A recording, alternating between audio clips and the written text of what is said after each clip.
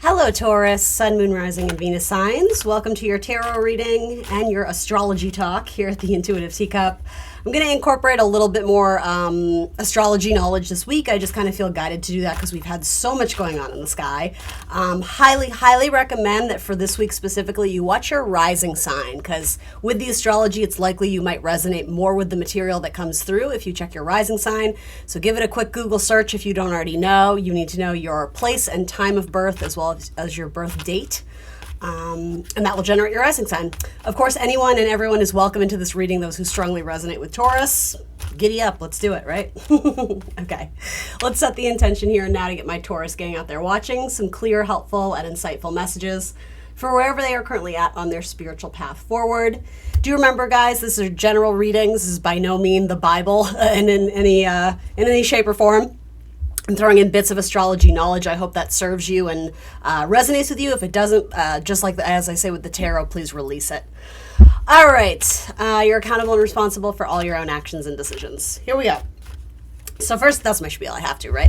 First and foremost, happy birthday, guys. Happy Taurus season. For my people who have Sun in Taurus, it is Taurus season, and I don't know about you, but I am here for it. So the Sun has moved into Taurus. That happened around April 19th or so.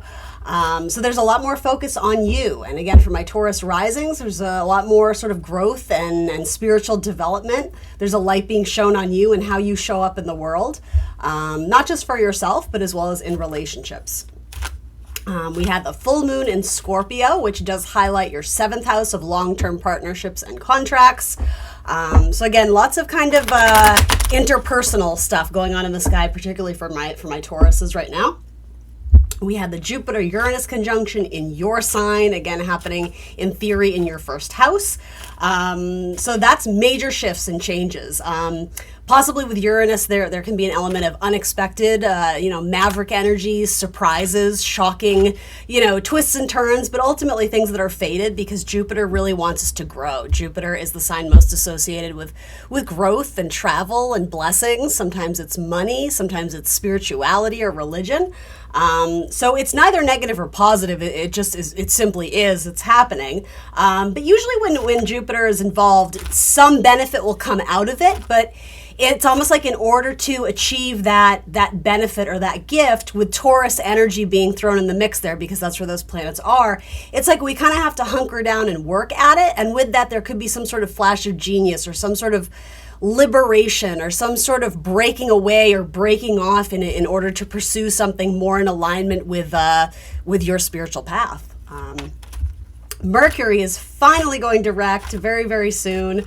Mercury goes direct Thursday, April 25th-ish. It has been retrograding in Aries, which for my Taurus risings is your 12th house of spirituality, retreat, escape, your unconscious, your spiritual service access. So that's sort of a place that's hidden to us. It can kind of have to do with our own self-sabotaging ways or our blind spots. So there may have been some need to revisit or reorganize things happening in that house. And now that it's finally going direct, Mars is going into Aries, there's going to be a lot more action forward and feeling like we're actually gaining some momentum and gaining some ground.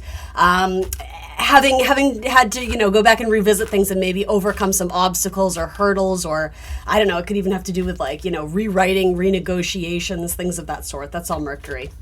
All right, that's a little flavor of the astrology, just to give you an idea. There is a lot going on. I'm particularly excited for my Taurus risings out there, but Taurus in general, any placement. Venus is about to go into Taurus, and that is its natural house, right? Taurus being a Venus-ruled sign. Especially for the Taurus risings, Venus is in your first house. There's going to be much more focus on physical beauty, showing up, looking good, looking dressed up. It could be some sort of potentially romantic relationship coming into your life, or a relationship of any kind. But also the idea of luxury and comfort and enjoyment. Things have been weird. The astrology for April has been rough, and there's so many things that I think we have to look forward to in the early parts of May and well into May as well. So anyway, let's hop into the tarot and see what the tarot wants to tell you. But yeah, I'm particularly excited for Venus coming into the sign of Taurus, so enjoy that. You're going to have that for the next month or so. And yeah, in theory, that could be really nice, really luxurious, comfortable, do your Taurus thing. Look at that, the King of Pentacles The Hierophant. All right. So a card of commitments and contract and marriage. It can also be a strong card of faith, belief system, and even maybe education. You have a lot of people showing up. So this speaks to me very much of dedication and loyalty to certain people in your life. There could be a renegotiation of contracts regarding specifically your money, your income, your livelihood. And with the King of Swords, again, that's Aquarian energy, Uranian stuff. So a need to really set very firm boundaries. I don't know why, but I'm hearing that phrase like treat others as you wish to be treated. But it's almost coming through as needing to set firmer boundaries with other people so you're not over giving, so that they're actually kind of respecting you more and treating you as you should be treated, because you, with the King of Pentacles, it's saying you bring a lot to the table. These are two strong cards of Taurus energy to begin with. So yeah, there may even have been a need to, I'm going to use the word fight for something. I use that term loosely, but again, that's Aries Venus. I'm sorry, not Aries Venus, but yeah, also that too. That's like that Aries Libra polarity. That's where we've had the North and South node, the eclipse season, right? So there's been a lot of kind of tug of war of knowing what battles are worth fighting for, needing to speak up, even if your voice shakes, even if it makes people uncomfortable. It's not that you have to come at it with sort of this, bullying mentality or energy of, putting your boxing gloves on. It comes with sort of, and I've given you this message before, Taurus, it comes with being tactful and doing things maybe in a diplomatic way, but ultimately speaking the truth. To me, sometimes this can be a card of needing to address the elephant in the room because something isn't right. Something about the checks and balances. They're not equaling out, or they're not matching up. And so there could have been a conversation with someone who has quote unquote power over you, or controls your finances, your resources, aka I'm assuming your boss or supervisor, if that applies to some of you, right?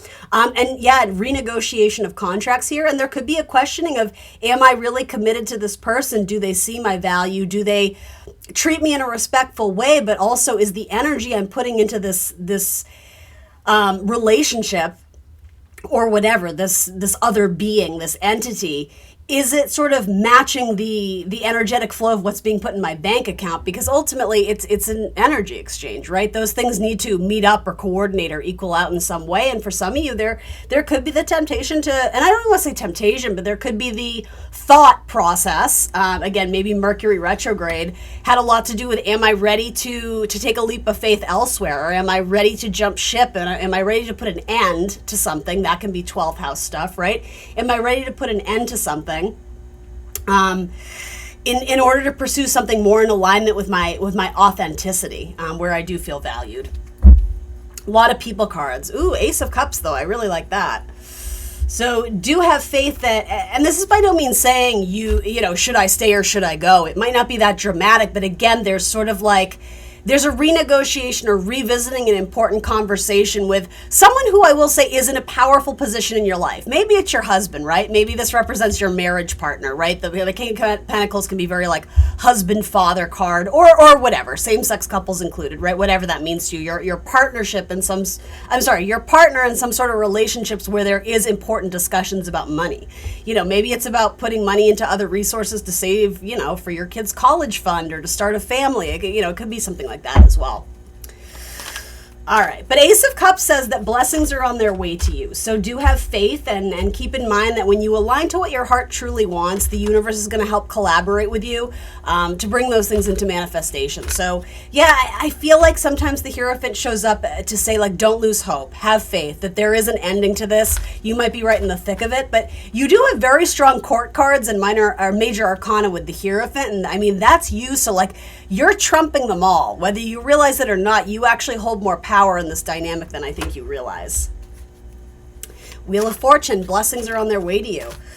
Yeah, so that's a Jupiter card. Jupiter forces us out of our comfort zone. It is about growth and expansion. For some of you, you need to step out of the comfort zone and spread your wings and fly. I know that sounds kind of cheesy, but for some of you, quite literally, travel might be on the horizon for you. Empress, this could also have to do with finding new avenues of income.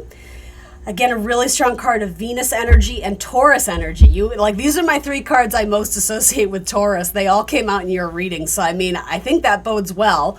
The Empress is always shown pregnant. So it asks, It asks, what are you nurturing? Because essentially, the grass is greener where you water it. And I think that's important to remember. So that does have to do with self-love and self-care and self-respect. That feels very much in alignment with Venus, the planet Venus coming into Taurus. Which I think that happens like the 29th, maybe. You're going to have to fact check me on that, but I believe it's April 29th. Venus comes into Taurus. And yeah, I think you may just have a change of heart on the relationships that you're feeding and how much you're putting into it, because again, it's not matching how much you're getting back. Others of you, there could be some sort of important, or I will say unexpected, opportunity to grow yourself, to grow your skills, your trade, your livelihood, even your family, right? With pregnancy, in maybe, I don't know if it has to do with an unexpected timeline or an unexpected opportunity. I think these are very strong cards though. So if there is unexpected, I don't know, unexpected pregnancy, again, I'm using that term loosely, that won't resonate for all of you. I think it would be a blessing. I don't think it would be something that you're like, oh my God, what are we going to do? It could have been just, you were stressed and it wasn't the right time and this and that, and then it happens, you're like, oh, it just happened, like when we weren't even like trying to make it happen. Do you understand what I mean? Yeah, with the Empress, there's something about doing it with ease and grace, and yeah, I mean, it's the Empress. She kind of just, commands the attention of the room and the respect from others. So if you are in relationships where people are making you question that, you might decide to sever ties with them or politely inform them of the error of their ways and be like, just so you know, like, more or less, it's like, you need to come correct, right? There's something here where, yeah, it's like the Empress is really the one in the power position here. She's the one pulling the strings. It is a very strong card of motherhood and maternal energy. So for those who don't resonate with the idea of wanting new kids or being really focused on your kids or family, again, the idea of, whatever it is that you nurture, essentially with the Wheel of Fortune says it will grow and expand. So if for you, that has to do with your own creative hobbies and creative habits, or pursuing something that just makes you feel good. It's like putting a little bit of putting a little piece of yourself into the work that you create. That almost becomes your baby in a sense, right? You want to nurture it and you want to be kind to it and you want to, give it the best possible chance for success. And that makes sense too, with the whole retrograde, it's happening in Aries, but your 5th house of creativity is ruled by Mercury. It's a Virgo ruled house. So yeah, there could be adjustments in what you do for pleasure and what you do. It can have to do with like kind of sports and fun and games. It can have to do with sex and your dating life. Sex more for pleasure, not so much procreation, but putting it out there, it has to start somewhere, right?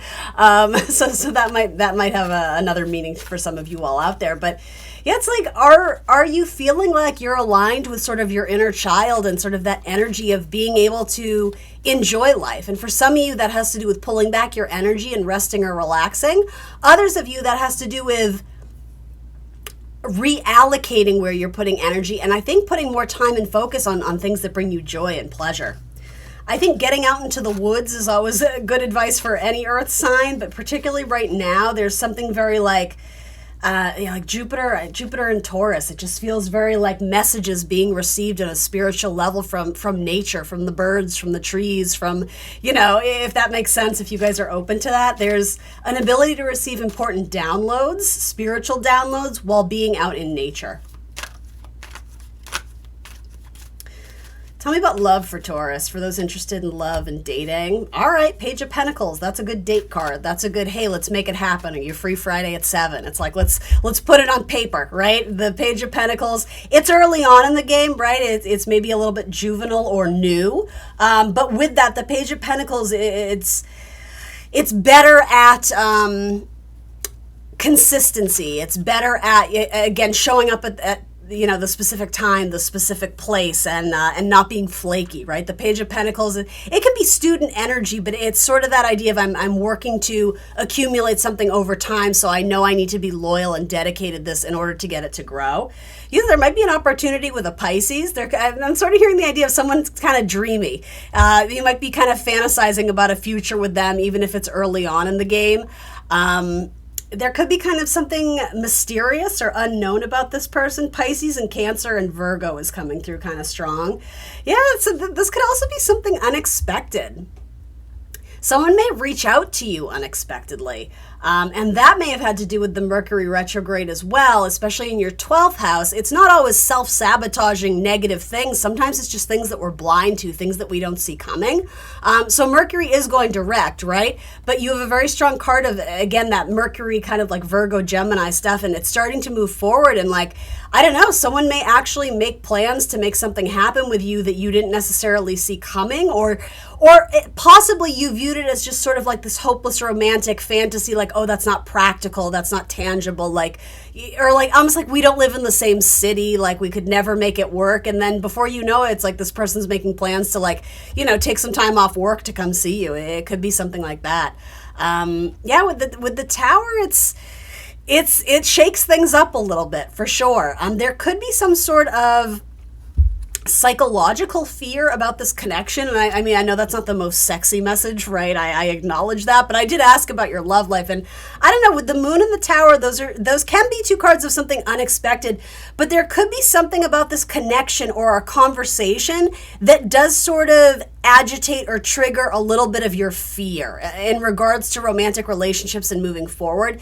To be honest, if you resonate with that, for a lot of you, I think it has to do with, you know, things that we all fear in relationships because we haven't been treated right in the past, right? You know, maybe it's fear of abandonment or fear of being love bombed or fear of like, I'm going to show up and then my person's going to, like, you know, ghost me. It's that kind of stuff where it's not necessarily grounded in reality of what's happening currently. It probably has to do with sort of past trauma or past triggers. And I'm only sharing that so that you can be aware of it. If that doesn't have to do with you, that very likely has to do with your person. So even though your person seems to be making plans to meet up with you, if you do sense that in a couple weeks they're pulling back their energy, it might be getting too real too soon for them. And it's almost like, I don't think they're going to do this, but it's almost that message of like, I'm going to dump them before they dump me. Again, I'm not predicting that. I'm saying that you guys will be able to work through that if you really do focus on honest communication, you know, communicating authentically what you're feeling, because sometimes there can be hidden feelings here with the Moon too. Also possibly with a coworker as well. I'm going to put that out there. All right, Taurus, that's what I got for you this week. Best of luck with everything. Hopefully things start moving more swiftly for us all now. Happy birthday for those who were born under the sign of Taurus, and I will see you very soon for more tarot. Bye, guys.